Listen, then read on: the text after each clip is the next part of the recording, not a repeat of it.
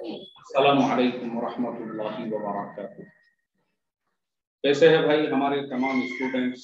खैरियत से है? आप सब लोग आफियत से है ना? चलिए, आज हम आपको दूल्हा दुल्हन एडवांस कोर्स का जो सबक पढ़ाने वाले हैं वो इंतहाई अहम है आप तमाम लोगों के लिए, इसलिए कि ये सबक वो है, इसको थोड़ा सा आपने ध्यान से तवज्जो के साथ में सीख लिए तो मैं ये उम्मीद करता हूँ इंशाअल्लाह इससे आपकी ज़िंदगी में एक चेंज आएगा और बहुत सारी बातें आपको पता चलेंगी, क्योंकि अक्सर ये जो चीज़ें हैं प्रैक्टिकल और पर्सनल लोगों के साथ में पेश नहीं आती हैं, इसलिए लोग इन चीज़ों को समझते भी नहीं हैं। वो क्या है वो आगे हम बताने वाले हैं। मैं देख रहा हूँ आज हमारे एक दो स्टूडेंट्स मिस है क्लास में से, और मुझे जहाँ तक समझ में आता है एक्चुअल में देखो हमारा काम है आप लोगों को सबक पढ़ाने का। अब कल के सबक में हमने आपको बताए थे कि अक्सर जो घर टूटते हैं वो टूटते हैं घर वालों की वजह से ही। बाद औकात माँ बाप खुद अपने बेटी का घर बर्बाद करते हैं, बहनें अपने बहन का घर बर्बाद करती है, चचा अपने भतीजी का, मामू अपने भांजी के घर बर्बाद करते हैं। तो ये बात जो है मुझे लगता है कुछ स्टूडेंट्स को हमारे कल थोड़ा सा उनको ऐसा लगा कि थोड़ा ज्यादा हो गया तो इसलिए आज मैं देख रहा हूँ वो क्लास में नहीं है, लेकिन अब देखो हमारा तो काम है सबक आपको पढ़ाना। अब इसका मतलब ये थोड़ी है कि एक डॉक्टर जो आपको कड़वी मेडिसिन दे रहा है उसको मालूम है उसी में आपका इलाज है, वो लेना पड़ेगी आपको। अब अगर आप ये सोच के वो डॉक्टर के क्लिनिक में जाना छोड़ दोगे, अरे नहीं वो डॉक्टर को समझता नहीं, बोले यार बहुत ही कड़वी दवाएं देता है वो, तो वो उसकी गलती नहीं है, एक्चुअल वो अपना काम कर रहा है, वो आपकी थिंकिंग पे डिपेंड है। तो ऐसे ही मेरा ये तजुर्बा है, बहुत से स्टूडेंट्स हमारे ये जो दूल्हा दुल्हन कोर्स में जब से पढ़ा रहा हूँ तो कई किस्म के स्टूडेंट्स मैंने देख लिया हूँ, उसमें बहुत से हाईटेक भी आते हैं जो हाई प्रोफाइल फैमिलीज होती है। ऐसे ही एक हाई प्रोफाइल फैमिली से एक स्टूडेंट हमारी थी जिसके पेरेंट्स जो है वो बॉलीवुड में काम किया करते थे, यानी वो खुद भी बॉलीवुड के फैमिलीज से थी, लेकिन पता नहीं उस तक हमारा मैसेज कैसे पहुंच गया। और वो पहुंचने के बाद में जो है उन्होंने हमारी क्लास को ज्वाइन किया, फीस वगैरह भी दी, और मेरे से उन्होंने पहले चैट के ऊपर मुझे बताया भी, व्हाट्सएप के ऊपर अपना जो पूरा बैकग्राउंड है। तो मैंने उनसे कहा कि देखो तुम्हारा जो लाइफ स्टाइल है बॉलीवुड का और जो तुम लोगों का रहन सहन है और वो जो बांद्रा का एरिया है वो सब हाई प्रोफाइल लोग वहां पे रहते हैं। अब हम यहाँ पे आपको जो सिखाएंगे ये हम सिखाएंगे आपको कुरान और हदीस की रोशनी में, तो वो सब चीजें आपको हजम करना पड़ेगी। अब वो हमारा सबक चल रहा था तो फाउंडेशन कोर्स में जो मंगनी का सबक आता है, फिर मंगनी के बाद में मैं पढ़ाता हूँ, आप लोगों को ऑलरेडी पढ़ चुके हैं कि जिसके साथ में आपकी मंगनी हुई है तो आपका जो फियांसे है आप उससे चैट नहीं कर सकते, मोबाइल पे बात नहीं कर सकते। तो ये चीज उसको थोड़ा सा बुरी लग गई वो मेरे से कहने लगी, बोले उस्ताद जी ऐसा कैसे हो सकता है, how that is possible, we are engaged with each other, then why we can't speak with each other and why we can't chat each other. I think we should be go outside and do some bike rides and drive, no problem, why these restrictions in Islam. तो actual में उसको वो ऐसा लगा, उसके बाद उसने जो है 2-4 दिन तक हमारा सबक उसने मिस कर दी। फिर मैंने उसको मैसेज किया और फिर मैंने उसको अच्छे तरीके से कन्विंस किया और फिर मैंने उसको वो एग्जांपल्स दिया कि उसकी वजह से जो है किस किस तरीके से फैमिलीज टूट जाती है, कितनी ऐसे एंगेजमेंट और जो है मंगनियां हैं वो हो गई। होने के बाद में जब दोनों आपस में एक दूसरे से जो है बातचीत करने लगे, उसी में लड़ाई झगड़े हुए और मंगनी में जितना खर्चा किए थे, पहले तो मंगनी ही हम वो आपको उसी में पढ़ा देते हैं कि शरई एतबार से बिल्कुल उसका कोई सबूत नहीं और वो बिल्कुल हमारे लिए जायज नहीं, लेकिन फिर भी अगर कहीं आपका रिश्ता भी जमता है तो फिर उसके समझ में आया, माशाल्लाह उसने फिर पूरा कोर्स जो है वो मुकम्मल किया, कंप्लीट किया। तो ऐसा होता है, ये तजुर्बा है मेरा ऐसे ही। इसीलिए आज भी मैं देख रहा हूँ कुछ स्टूडेंट्स जो मिस है, मैं समझ गया हूँ कि कल के सबक में जो मैंने बताया था कि बहुत सारी फैमिलीज जो टूटती है वो माँ बाप की वजह से, बहनों की वजह से। लोगों को ऐसा लगता है अगर किसी के साथ ऐसा पर्सनली पेश आया, उसको लगता है यार कहीं हमको तो नहीं बोले, ऐसा हम किसी को नहीं बोलते हैं, हम तो एक कॉमनली जो है आपको सबक पढ़ाते हैं। अब एक्चुअल में ये भी हमारी एक सोच और थिंकिंग बनी हुई है। जैसे मैं आपको एक चीज बताता हूँ, खाने के ऊपर से मेरा एक सबक है, आप लोगों ने अगर देखे होंगे तो मेरा एक सबक है खाने पीने पर से। और उसमें मैंने बताया हूँ कि दावतों में जब हम जाते हैं तो बहुत सारी जगह पे जबरदस्ती खाना डाला जाता है, गोश्त डाला जाता है, लीजिए लीजिए ये नरम पीस है, ये लीजिए आप। अरे भाई हमारी जिंदगी गोश्त खाने में जा रही है, वो नरम पीस रख तेरे पास में, जेब में डाल के ले जाओ। अरे काय को जबरदस्ती करने का भाई, जिसको जितना खाने का है दावत में वो खाएगा ना उतना। तो लोग जबरदस्ती जो है ना, लीजिए लीजिए ये मान का खाना है, फिर दूसरा आता, फिर तीसरा आता, फिर चौथा आता, इस तरीके से बहुत सारी जगह पे होता। मैंने उस पर एक सबक दिया और उसके कुछ दिनों के बाद मेरा एक जगह पे सफर हुआ, वहां पे हमारे ही 2-4 दोस्त अहबाब मिले और वो मुझे बोलने लगे क्या यार तुमने हमारा मजाक उड़ाई बोले वो सबक के अंदर। मैं बोला भाई कौन से सबक? बोले वही खाने के सबक में लीजिए लीजिए वाले। मैं बोला भाई मैं आपका क्यों मजाक उड़ाऊंगा? नहीं नहीं बोले यार फिर अपने यहीं पे वो रिवाज है। मैं बोला ऐसा नहीं है, आपकी गलत फहमी है, हम एक इंटरनेशनल स्पीकर है, हम ऑनलाइन मीटिंग्स में कोरिया वालों से, इंग्लैंड वालों से और दुनिया के मुख्तलिफ मुल्कों की मीटिंग्स में हम शिरकत करते हैं और हमारे सामने हर जगह के तजुर्बे होते हैं। अब हमारे सामने दुनिया भर के जो तजुर्बे हैं, या अलग अलग गांवों में भी हम जाते हैं, ये चीज आम है, कॉमन है, हर जगह है, लीजिए लीजिए वाली। अब तुम ये समझेंगे कि नहीं मैंने तुम कुछ बोला तो ये आपकी गलत फहमी है। तो ऐसा कभी भी अपने दिल पे नहीं लेने का, इसको बोलते हैं कंजस्टेड थिंकिंग, छोटी सोच, कि कोई भी चीज को अपने ऊपर लेना, मुझे टोमना मारे, मेरी तरफ इशारा करे, मुझे देखे, मुझे ऐसा करे, बल्कि अपना दिल जो है ना ऐसा रखने का कि किसी ने अपने तरफ देखा भी तो उसको देखने देने का, चल देख, देखने वाला क्या करने वाला है, आंखें फोड़ के मारने वाला है आपको, देख रहे बाबा देखना, कितना देखता तो देख, ऐसी अपनी मेंटालिटी। ये जो सोच, अरे यार मेरे बारे में बात कर रहे होंगे, कुछ तो भी मेरे बारे में गलत बात कर रहे होंगे, ऐसी लोगों को गलत फहमी होती, जबकि अपना नेचर ऐसा रखने का। हाँ हाँ बोल बोल बोल, बोल रहे बोलना बोल, कितना बोलने का, भोको ऐसा बोल के। और अपन ने जो है ध्यान नहीं देने का, अपन ने एक चीज याद रखो, अपने आप को बनाओ ऐसा। एक मर्तबा मुझे याद है, मैं मोटरसाइकिल पे बैठा हुआ था और ये हेडफोन जो है वो मुझे ऐसा कान के अंदर लगा हुआ था। अब लगा हुआ था तो एक ऐसी छपरी टाइप का, अभी क्या होता है अपन जब मस्जिद में इमामत करते हैं या नमाज पढ़ाते हैं तो सबको हैंडल करके लेके चलना पड़ता है, छपरी टाइप का मुसल्ली हमारा।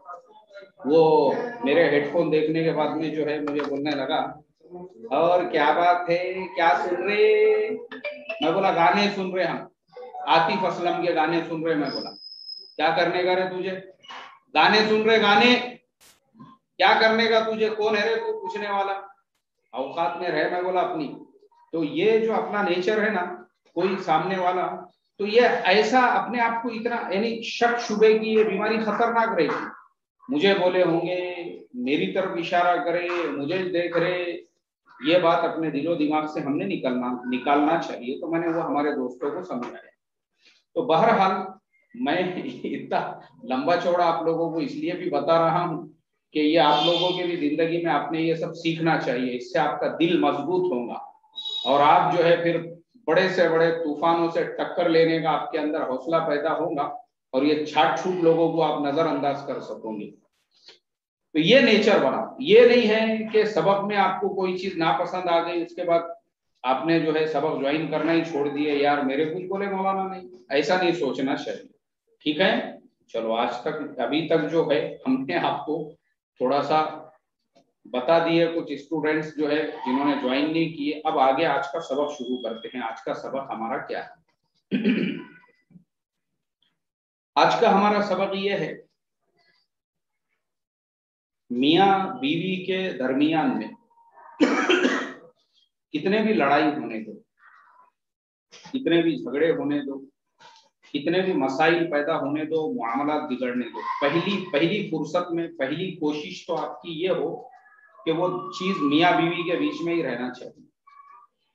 ना लड़के ने अपने माँ बाप के सामने वो चीज रखना चाहिए और ना ही लड़की ने अपने माँ बाप को, यानी छोटी छोटी जो बातें होती है ना जिससे तलाक होता है, छोटी छोटी बातें में से मैं आपको मिसाल के तौर पे बताता हूँ। जैसे किसी लड़की की सास उसको बोल रही है कि दुल्हन क्या बात है, तुम दिन भर मोबाइल में रहते।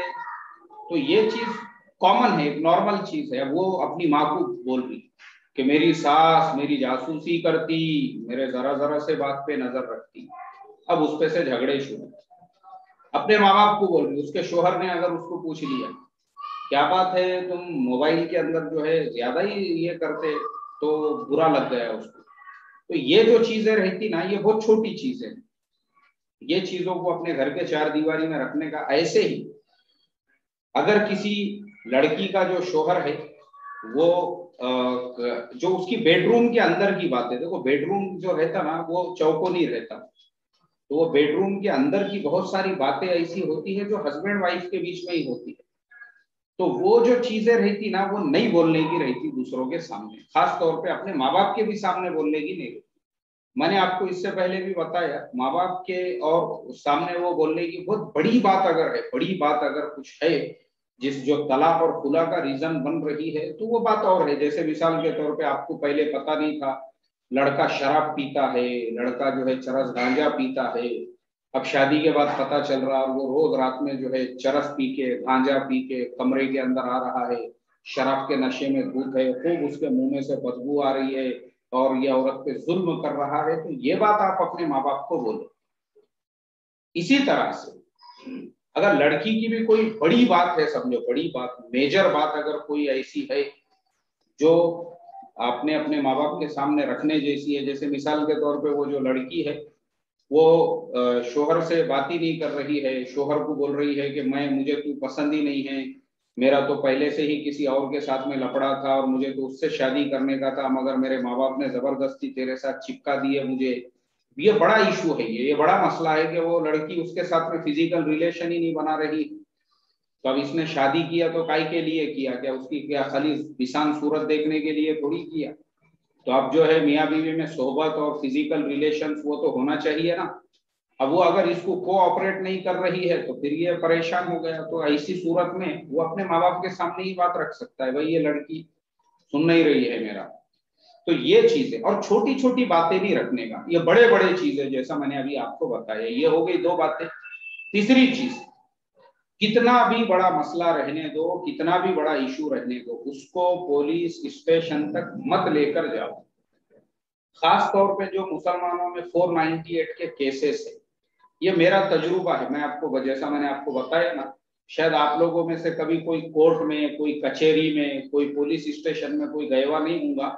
आप माशाल्लाह नौजवान बच्चे हैं जितने भी है, तो हमारे स्टूडेंट्स। लेकिन मैं जो है ना कोर्ट कचहरी में जाते रहता हूँ। कोर्ट में वो हमको जाना पड़ता है, कोर्ट है कचहरी है, कुछ दूसरों के भी मसले हैं तो वो सिलसिले में भी जाना पड़ता है। तो एक कोर्ट कचहरी में जाना आना जब पड़ता है, तो मैंने एक चीज ये देखा हूँ कोर्ट कचहरी में जाने आने से, अक्सर कोर्ट कचहरियों में मैंने देखा हूँ मुसलमान औरतें बुर्का पहनकर, एक झाड़ के नीचे 5-6 औरतें हैं, वो दीवार के पास 2-4 औरतें हैं, वो होटल के बाहर 2-4 औरतें बैठी हुई है। ऐसी मुसलमान औरतें आपको पूरे कोर्ट में, पूरे कचहरी के अंदर मिलेंगी। तो मैंने एक दिन, हमारा एक हिंदू दोस्त है वकील, उससे मैंने पूछा, मैं बोला काय कदम साहेब, हे जे बाया दिसतात ते बुरखेवाले हे कशामुळे येतात या कोर्ट कचेरीमध्ये, म्हणजे यांचे काय विषय असतात, काय प्रॉब्लेम्स असतात।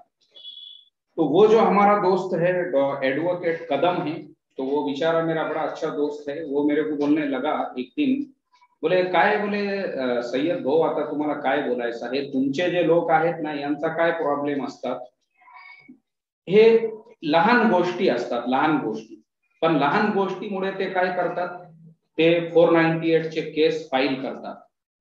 छोटी छोटी बातें होती है बोले, मगर वो छोटी छोटी बातों के लिए लड़की वाले क्या करते, अरे चलो बोले इसको, इसके पूरे खानदान को, इसके पूरे खानदान को, इसके पूरे बिरादरी को, इसको इसको तो बताएंगे बोले अपन।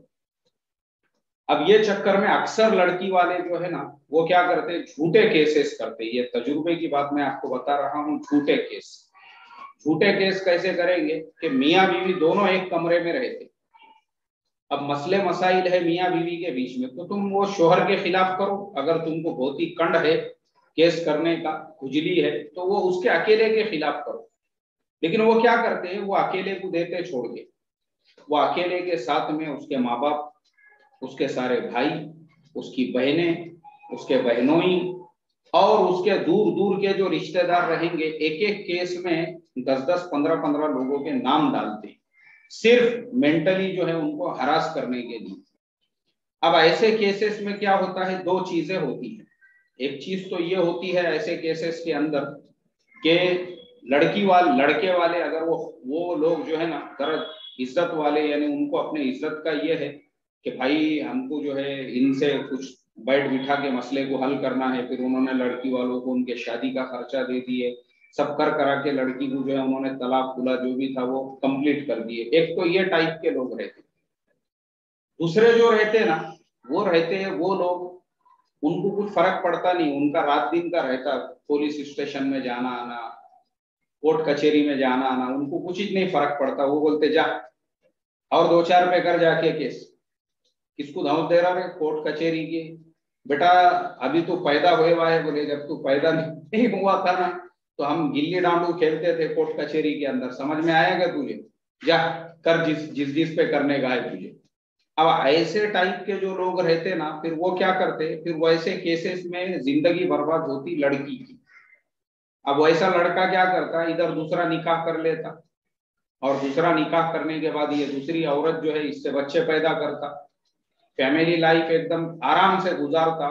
और वो जो कोर्ट का जो केस रहता, वो जो निचली अदालत रहती, उसके अंदर वो चलता कम से कम 8 साल, 10 साल, 15 साल, ऐसे ऐसे केस चलते। कैसे चलते, मैंने बोला ना, आप लोग कभी गए नहीं होंगे कोर्ट कचहरी में। कोर्ट कचहरी में सबसे बड़ा जो अजाब रहता, अजाब कोर्ट के अंदर सबसे बड़ा जो अजाब है मालूम है वो क्या रहता, कोर्ट का अजाब सबसे बड़ा अजाब ये रहता कि तुम्हारा जिस दिन भी तुम्हारी तारीख है वो पूरा दिन बर्बाद होता, बस उसके अलावा कुछ नहीं। कोर्ट में जाने का और वहां खड़े रहने का, खाली अपना इंतजार करते हुए कब नंबर आता है, और फिर उसके बाद में वो मुनादी देता, जो कोर्ट में खड़े हुआ रहता वो तुम्हारा नाम लेके, शेख रफीक, शेख शफीक हाजिर हो। जैसे उसने मुनादी लगाया, फौरन आपको जज के सामने हाजिर हुए, तो जज जो है वो तुम्हारी सूरत भी नहीं देखता, तुम कौन है, कहाँ से आए, किधर से आए। वो नीचे देखे ही वो खाली कैलेंडर की तरफ देखता, आज कितनी है, 30 अगस्त है ना, ए चलो रे 30 सितंबर को आओ, बोले जाओ। वो अगले महीने की तारीख देता। अब अगले महीने की 30 सितंबर को वापस तुमको कोर्ट में हाजिर होना है। 30 सितंबर को तुम हाजिर हुए, वो जज के पास इतना भी टाइम नहीं रहता कि वो मुंडी उठा के तुम्हारे सूरत देख सके। फिर वो नीचे देखे बोलता, आज 30 सितंबर है ना, ए चलो रे नवंबर की 10 तारीख को आ जाओ। फिर वो 40 दिन के बाद की तारीख देता तुमको। कोर्ट में सबसे बड़ा अजाब यही चलते रहता। तो अफसोस की बात यह है, वो जो मेरा दोस्त है एडवोकेट कदम, उसने मुझे बताया, बोले सय्यद भाऊ आता काय होतात, बोले हे जे येतात ना यांना काय, यांचा म्हणजे काय विचार असतात, मतलब उनको क्या लगता है, कोर्ट के अंदर आ गए तो बस जज उठा के फैसला दे देगा कि इनको सोने का एक थैला दे दो, बोले ऐसा काय नसतात बोले इथे, यहाँ ऐसा कुछ भी नहीं रहता। 10 वर्षे, 11 वर्षे, 12 आणि 13 आणि 15, ऐसे 10-10, 14-14 साल तक, 15-15 साल तक केस चलते रहते हैं। और आखिरी में पता है जज क्या बोलता, जज बोलता, अरे भाई ये मियाँ बीवी का झगड़ा है, साला यहाँ पे दरोड़ खोरी के केस है, बड़े बड़े लोगों ने रेल लूट ली है, उसका केस है मेरी कोर्ट में। वो फुलानी जगह पे आमदार का मर्डर कर दिए थे, उसका केस है मेरी कोर्ट के अंदर। वो पार्टी वालों में झगड़े हो गए थे, वो केस है मेरे पास। साला ये मैं तुम्हारे दरोड़ खोरी के मसले, मर्डर के और इसके उसके मसले मसाइल हल करना छोड़ के तुम्हारे के जोरू मर्द के झगड़े का यहाँ पे हल करते बैठो रे, चलो निकलो बोले साले बेगैरत। अरे ये मसले जो है अपने समाज के लोगों को बिठा के उनके सामने हल करने के रहते, तो जब देखो जब उठे क्या छूटे अपना मुंह लेके आ जा रहे कोर्ट के अंदर, ऐसे जज के अल्फाज रहते। वो इतने साल तक रखड़ने के बाद वो सिर्फ ये ऑर्डर देता, ये तुम्हारा अपना घरेलू मसला है, जाओ इसको जाके जो फैमिली कोर्ट रहती वहां जाके हल करो, इसको यहाँ मत लेके आओ। अब मुझे आप बताओ, ये केस होने के बाद में वो लड़की के बाप को क्या मिला, कुछ नहीं। लड़के ने दूसरा जो निकाह कर लिया था, जब तक उसका वो फैसला आता तब तक ये दूसरी औरत से 6-7 बच्चे पैदा कर देता हो। और वो पहले वाली और उसका बाप वो अपनी बहन बेटी को लेके चल जाते अपने घर पे, और ले जाने के बाद में उसको सड़ाते रहते, उसको बेचारी बुढ़ी हो जाती है, और ये उसको तलाक नहीं देता क्योंकि इधर तुमने कोर्ट में केस करे हुआ है। तो वो बोलता जब कोर्ट का फैसला होगा उसके बाद देखेंगे हम। अब चलते रहते उनमें आपस में लड़ाई, आपस में झगड़े, और इधर इसकी टीम बढ़ते रहे। 6 से 8 10 बच्चे पैदा कर दिया इसने, और वो उधर जो है बैठे हुए है, ये लेके गए इनको कोर्ट से अपनी, और कोर्ट में जो है निचली अदालत में कुछ फैसला भी आया, फौरन आप उसको सेशन कोर्ट के अंदर खींच के ले जा सकते हैं। अब सेशन कोर्ट में 8-10 साल, उसके बाद में जो है हाई कोर्ट, कहां तक जो है ये कोर्ट कचहरी के चक्कर बोले तो मैं अभी आपको क्या बताऊं, मैं एक वो पढ़ रहा था, क्या बोलते उसको, एक ये पढ़ रहा था मैं, यानी एक जो है ये पढ़ रहा था मैं, दिल्ली के अंदर एक केस हो गया था, एक ऐसी वाकया हो गया था कि एक आदमी जो है बेचारा वो रास्ते से जा रहा था, तो उसने क्या किया, बारिश हो रही बोल के एक झाड़ के नीचे अपनी कार खड़े की, और कार खड़े किया तो वो बारिश की वजह से कार जो है, झाड़ जो है वो कार के ऊपर गिर गया। अब कार जो है महंगी थी, उसकी कीमती कार थी, कुछ 15-20 लाख रुपए की। अब वो जो कार थी वो कार पूरी चकनाचूर हो गई, और वो कार का जो इंश्योरेंस था, इंश्योरेंस के लिए वो गया क्लेम करने के वास्ते, तो इंश्योरेंस वालों ने क्या बोले, बोले भाई देखो ये कॉरपोरेशन यानी महानगर पालिका का जो झाड़ है वो तुम्हारी कार के ऊपर गिरा, तुमने कार उसके नीचे ले जाके खड़े करे, तो इंश्योरेंस कंपनी तुमको पैसे नहीं देगी, वो पैसे तुमको महानगर पालिका से लेना पड़ेगा, उसके अगेंस्ट में तुम केस करो। तो उसने बोला ठीक है। अब वो बेचारे ने महानगर पालिका के खिलाफ में जो है केस किया कोर्ट के अंदर, कि महानगर पालिका वालों ने टाइम पे झाड़ नहीं तोड़े थे, और वो झाड़ जो है बारिश की वजह से टूट गया क्योंकि वो खोखला हो गया था, तो इसलिए उनकी जिम्मेदारी बनती है कि वो मुझे जो है मेरे कार के पैसे दे। अब वो कोर्ट में केस चलता रहा, वो मर गया, वो जिसने केस किया था वो मर गया, और उसके मरने के कुछ 8 साल के बाद में कोर्ट ने फिर फैसला दी कि हाँ भाई ये गलती है महानगर पालिका की, और उन्होंने जो है वो कार वाले को उसके पैसे देना चाहिए। उसको मर के 8 साल हो गए हुए थे। ये हमारे यहाँ पे ये मसले है। अभी मैं क्या सुनाऊं तुमको, ऐसे ऐसे केस कोर्ट कचहरी जो है ना, ये सिर्फ यानी कोर्ट में कोई भी मसला जो भी कोर्ट कचहरी के चक्कर में फंसा, इसलिए बाहर ही, इसीलिए गवर्नमेंट का ये कानून है, महाराष्ट्र गवर्नमेंट ने एक वो बनाया हुआ है, उसको टंटा मुक्ति बोल के ऐसा कुछ तो भी नाम दिया हुआ है, जिसका मतलब ये है कि भाई तुम्हारा गऊ का मसला है तो गऊ में हल करो, घर का मसला है तो उसको घर में हल करो, जो भी तुम्हारे मसले मसाइल रहेंगे तुम उसको अपने जगह पे उसको हल करो। इसीलिए आप लोगों में से देखे होंगे बाज औकात कोर्ट वाले भी जो है ना फैमिली कोर्ट लगाते हैं, ऐसा मंडप डालते हैं, वो गाँव गाँव घूमते हैं, वहीं पे फैमिली कोर्ट लगा देते, और वहां पे लोगों के ऐसे मसले हल करते रहते, क्योंकि उनके पास टाइम नहीं है ये सब चीजों के लिए। उनके पास बड़े बड़े केस, विजय माल्या 10,000 करोड़ रुपये लेके भाग गया, उनको वैसे मसले हल करने का है, तो वो यहाँ बैठेंगे जोरू मरद के झगड़े छुड़ाते हुए। तो इसके लिए अभी तक मैंने आपको जो समझाया उसका खुलासा ये है कि मियाँ बीवी में भले कितने भी मसले मसाइल पैदा हो, कोर्ट कचहरी की बजाय उसको अपनी जो दारुल कज़ा है, दारुल कज़ा, पहले तो उसको घर के लोग मिलके देखो, हल होता हो मसला, ठीक है, नहीं हो रहा है तो अपने शहर में, अपने तालुके में, अपने जिले में, यानी ऐसा हमारे मुल्क भारत के अंदर ऐसा कोई जिला नहीं है जहां दारुल कज़ा ना हो। बिहार है, उड़ीसा है, झारखंड है, पश्चिम बंगाल है, वहां तो गांव गांव में दारुल कज़ा है। उसके अलावा ये जो हमारे बाकी इलाके हैं जैसे महाराष्ट्र है, तो बंबई के अंदर हर एरिया में दारुल कज़ा है। ऐसे ही पूना के अंदर 5-6 जगह दारुल कज़ा है। ऐसे ही औरंगाबाद शहर के अंदर 2-4 जगह दारुल कज़ा है। ऐसे ही बड़े बड़े जितने भी शहर आप जाएंगे वहां पे, तो आपको वहां पे दारुल कज़ा मिलेगी। दारुल कज़ा में जाकर कुरान हदीस की रोशनी में हम अपने मसाइल को हल करें, ना कि जो है तैश में, जोश में, जज्बात में पुलिस स्टेशन चले गए और वहां जाके 498 के केस कर दिए एक दूसरे के खिलाफ, सिर्फ एक दूसरे को सताने के वास्ते और एक दूसरे को परेशान। कोई हासिल नहीं है इसका।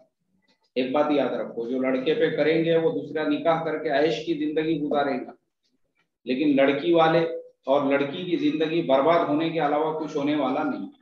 तो ये मसले प्यार मोहब्बत से हल होना चाहिए। तो आज के सबक में हमने आपको दो बातें बताई। पहली बात तो ये है कि छोटी छोटी बात को अपने दिल पे नहीं लेने का, और दूसरी चीज ये बताई कि मियाँ बीवी में जो भी मसले रहेंगे वो मियाँ बीवी ने बैठ के उसको हल करना है। और तीसरी बात ये बताई कि अगर बड़ा मसला है, मेजर है, तो भी उसको फैमिली के लोगों ने मिलकर बैठ के हल करना चाहिए।